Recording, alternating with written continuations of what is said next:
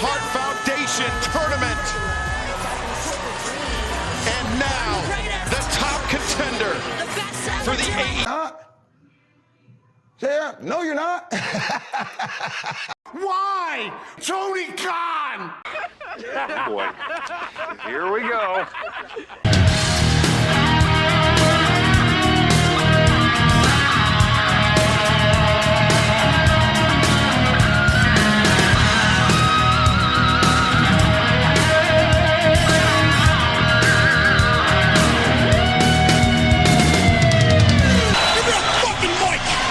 What is going on? Welcome to those show promos. How y'all doing? Hope out on a blessed Tuesday watching this before it gets started on AEW's Double or Nothing. Just gotta do a quick shout out to all subscribers to the channel and to the followers of Rumble, 420 YouTube, 122 Rumble. Thank you so very much. But enough of that, let's get into it. Alright, I still feel like garbage. The allergies fucking suck. Right, if you know, you know. Right, but I wanted to do this review for you guys. AEW's Double or Nothing. Start off with the pre-show, real quick. You got Double J, Jeff Jarrett, calling Hurt Syndicate Hurt Business, which I get it, but they're the Hurt Syndicate. Right, you got a tag team match. You have the Megasis, the Amazon Goddess, Megan Bayne, Penelope Ford versus Anna Jay, fat ass and a bad attitude, and Harley Cameron. Good match. Anna and Harley went over. Maybe it leads to something, I don't know. But I like all four of these ladies, even though Megan Bayne is my favorite. There was an 8-man tag team match. They did the 4-post massacre spot from the movie Ready to Rumble, if you've ever seen it. And the fact that RJ City called it, but Excalibur didn't. I'm like, I'd rather have RJ City be the head commentator than Excalibur.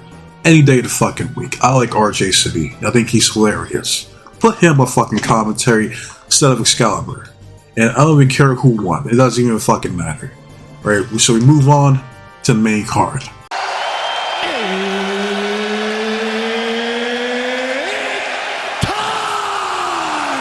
The first match is for the Owen Hart Cup Women's Finals.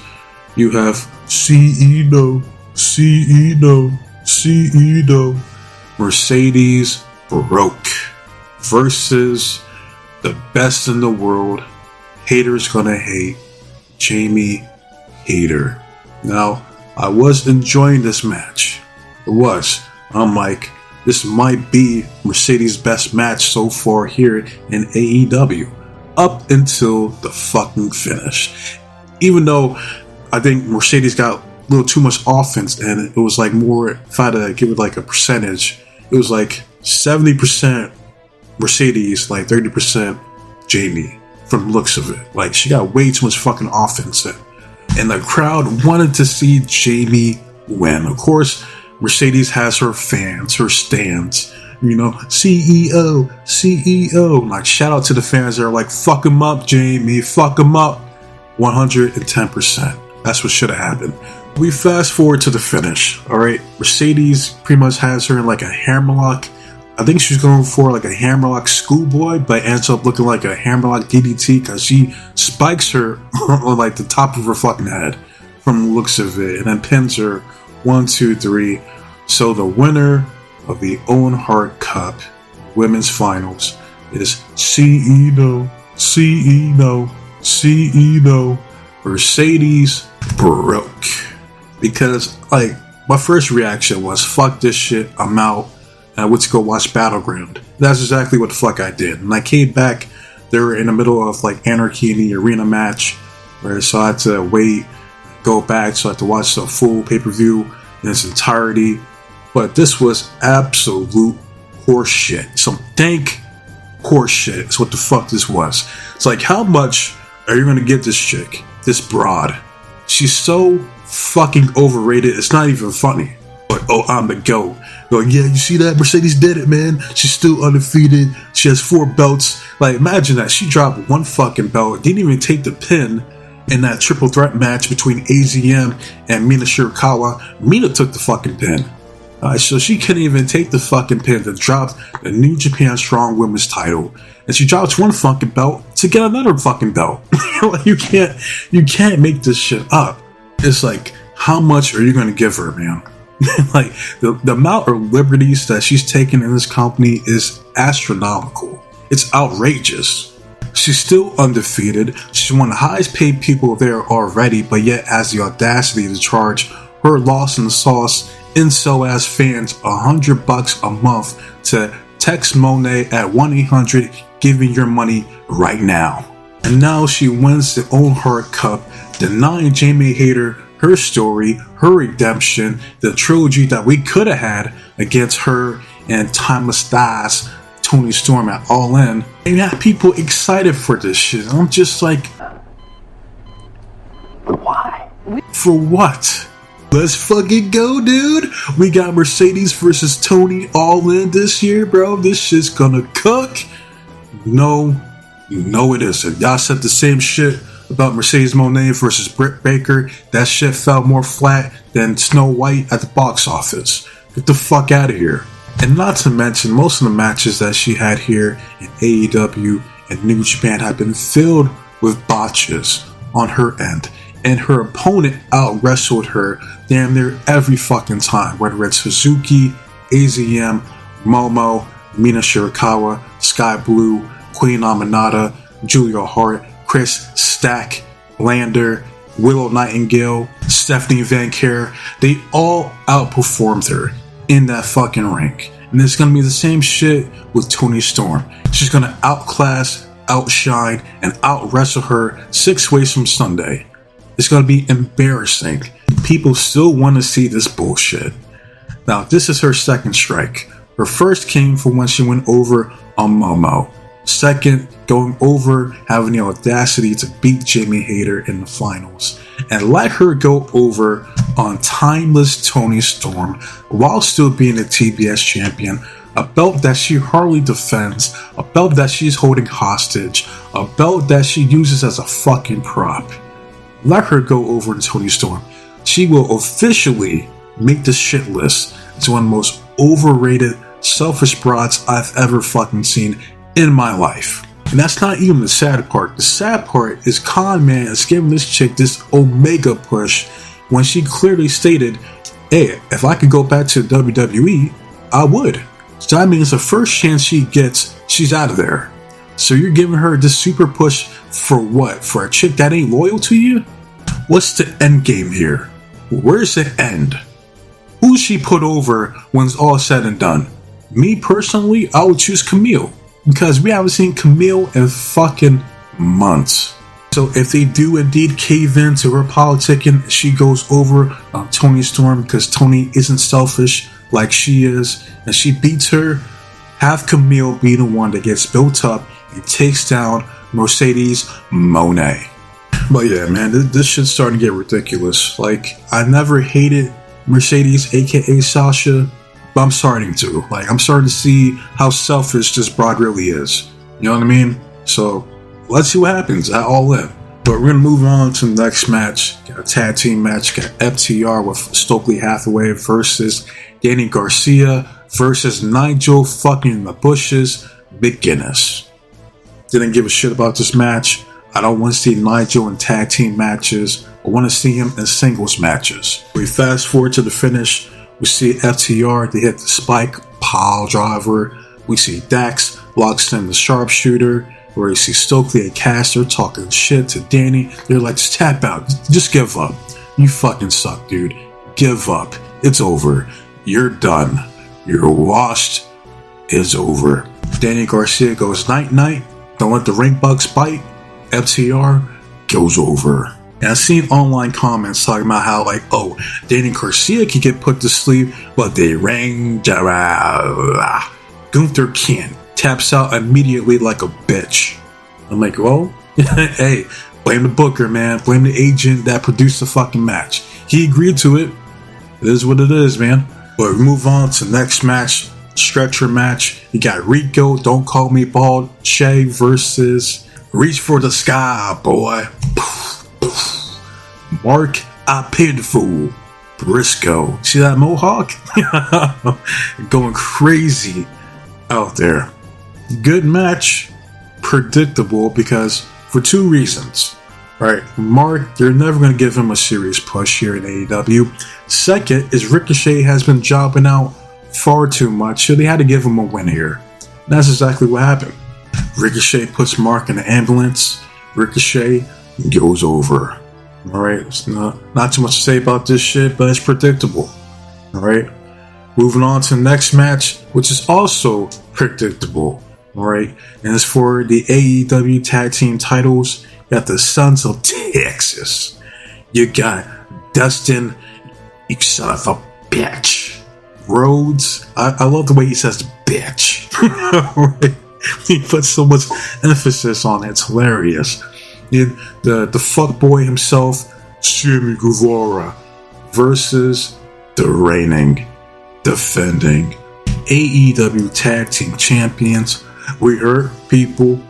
We hurt people. Yeah, we hurt people. The Hurt Syndicate. Now I get what they were going for in this match. It was all about foreshadowing that Maxwell, Jamal, Friedman is going to cost the Hurt Syndicate their tag team belts. Because if they need interference to beat the Sons of Texas, then they shouldn't be tag team champions at all. We fast forward to the finish. Shelton hits the knee in the corner, hits the thrust kick. 1, 2, 3, and still AEW Tag Team Champions. We hurt people. We hurt people. Yeah, we hurt people. Now, as far as who's going to beat the Hurt Syndicate eventually to become the new Tag Team Champions, I have no clue. I still want to see the Outrunners be Tag Team Champions at some point, but we shall see. Alright, but we move on to the next match. It is for the AEW Continental Championship. You got Speedball Mike Bailey versus the reigning, defending, undisputed AEW Continental Champion, the Rainmaker, Kazuchika Okada. Now, a lot of these matches were predictable, but this was again another good match. Even though I thought it was hilarious that Okada was no-selling Speedball's kicks. Like, he's like, get the fuck out of here. Who do you think you are, Kota Ibushi? Stop it. Stop it. The best spot in the match was when Kazuchika Okada hits the drop kick to Speedball mid-air, then hits the Rainmaker. 1, 2, 3, and still the AEW Continental Champion, the Rainmaker, Kazuchika Okada. Now, I've been seeing a lot of criticism towards Okada. My main criticism is that he's stuck in a fucking mid-card not doing shit. Like, this dude should be chasing after the AEW World title. Like, for fuck's sake, what is he, like a 7-time IWGP World Champion? Like, come on, man. And I still want to see Kazuchika Okada versus Konosuke Takeshita. That match needs to fucking happen. I don't care when and where, it needs to fucking happen. We then move on to the next match, and that's for the AEW Women's World Championship. You got Mina Shirakawa versus the reigning, defending, undisputed AEW Women's World Champion, Timeless Thighs, Toni Storm. This match, again, was predictable. Did anybody, not this honest question, did anybody believe that Mina was going to beat Toni Storm here tonight? Let me know in the comment section. Because if so, then it would have been Mina versus CEO at All In. And Mercedes already beat Mina. So no one wants to see that. So of course, Toni Storm was going to retain here. Fast forward to the finish. Hits the Storm Zero pile driver onto Mina. 1, 2, 3, and still AEW Women's World Champion, Timeless Toni Storm. The best moment on this show happened after this match. Toni was apologizing to Mina for kicking her ass. You know, they get up, they embrace each other, and kiss each other on the lips. You'll love to see it. Never gets old. Then we move on to the next match. This overrated clusterfuck of a match, Anarchy in the Arena. And all these slot fest matches is how can we outdo what we did last year and pop the crowd. That's all it is. All right, and there was that one point where Swerve gets his tongue stapled, and it's like, for what? Why? Who are you trying to impress, Mick Foley? Like, that does nothing for me. Like, oh yeah, you're such a badass, dude. Like, you're an idiot. And I for damn sure not going over all the spots here that happened on this match. So we fast forward to the finish. Kenny Omega hits a one-winged angel to Nick Jackson through exploding table. Swerve hits a swerve stomp to Matt Jackson, uses some thumbtack shoes. 1, 2, 3. Team AEW goes over. The only good thing that happened in this match is that the Young Cucks and the Rough Riders lost. That's the only thing that fucking matters. So we move on to the next match. 6-man tag team match. Got the Paragon. Or aka the Undisputed Era. You got Roderick Strong, you got Kyle O'Reilly, and you got Adam Cole, baby. And man, do I feel bad for Bobby Catfish. Where, oh where is Bobby? And I mean, folks, where's the lie? But they're going up against the Don Callis families, the Walking Weapon, Perk, Alexander, and I'm so fucking happy he kept his heel theme song because it's too fucking good. Right, you got the Alpha, Konosuke Takeshita. Then you got the Protostar, Kyle Fletcher. There is no possible way that Paragon were going to go over on the Don Callis family here tonight. And that's exactly what the fuck happened. Fast forward to the finish, Kyle hits that teardrop brain buster to Kyle. 1, 2, 3. The Don Callis family goes over. And afterwards, we see the Stone Pitbull, Tomohiro Ishii, Brody King, and the ace of New Japan, Hiroshi Tanahashi. They come out, clear house, and I'm like, man, this is Tanahashi's last year, isn't it? You know what's crazy? Because I see people try to draw parallels between John Cena and Hiroshi Tanahashi. I shit you not, I remember people saying that Hiroshi Tanahashi is the John Cena of New Japan. Well, both of them are retiring this year. Well, technically, for Tanahashi, it's after Wrestle Kingdom 20. But still, this is their last full year wrestling. This is it. I've been watching Tanahashi since 2012. And it's like, man, I'm getting old, and all good things must come to an end. As this leads us to the main event. Well, it looks like the fight's already started. It's time for the main event. On Hard Cup Men's Finals, you have Adam the Arsonist Page versus Will Ospreay, bruv. And I like how they gave him a special entrance rehashing all the shit he said during his promo package. It's not about your redemption, it's about my ascension, bruv. It's like, yeah, we get it, dude. Like, get to the fucking entrance, man. Let's get this shit done. Alright, because mind you, this was after midnight, and this fucking crowd was exhausted. I felt bad for them, man. They were into the match, but you could tell they were fucking tired. Because again, some of these people were there for 6 fucking hours, sitting there, watching this fucking shit. So we get the match, right? And this, you could argue, was the match of the night. And I said this before, and the same applies to Omega. If they just slow the fuck down and focus on the psychology of their matches would be so much more enjoyable, man. Like, my favorite match from Ospreay to this day, is him versus Bryan Danielson. Because Bryan told him, like, hey, you're going to slow the fuck down and you're going to sell. And that's what he did. And to this day, that's still my favorite match of his. Right? But this match right here is up there. It is up there as far as Ospreay's best matches in his career. My favorite spot in the match was when Hangman hit the big pressure to Ospreay. I was like, he says, shout out to Swerve. I said, yo, that's kind of crazy. I'm not going to lie. Right, but you fast forward to the finish. Hangman hits the buckshot lariat. 1, 2, 3. And the winner of the Owen Hart Cup in 2025 is Adam the Arsonist Page. Big ups to him. The right man went over, and hopefully he beats Jon Moxley's ass at All In. I hope he fucking does. I think Con Man's still waiting for Darby, who just got done doing kickflips on the summit of Mount Everest, to come back and be the one to dethrone Jon Moxley. Do I want to see that?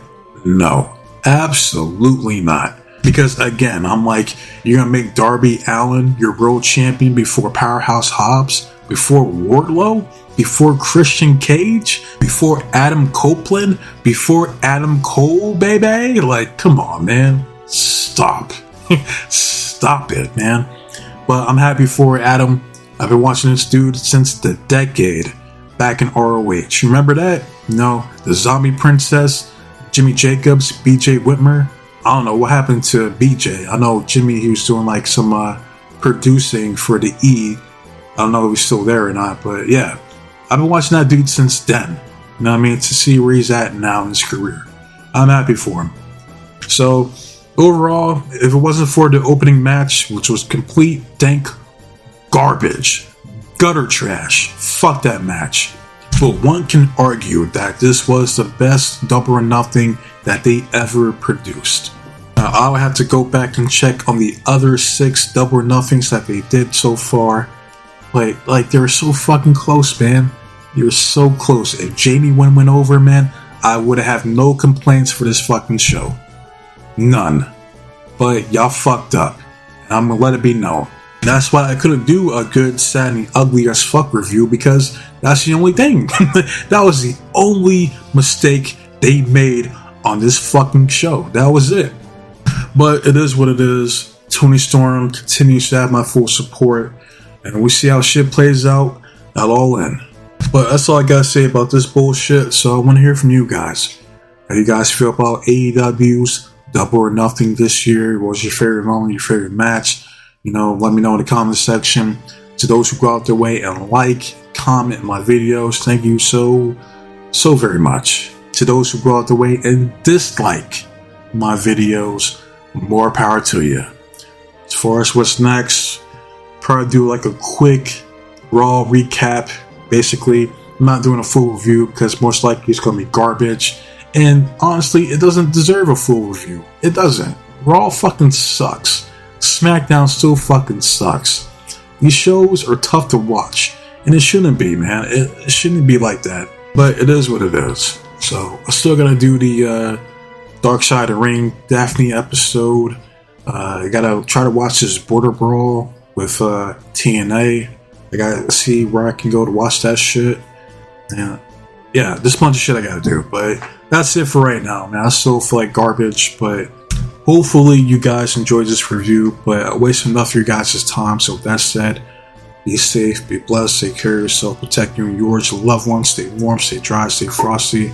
But most importantly, trust in God. God be with you. I'm out of here, right? But until next time, adios.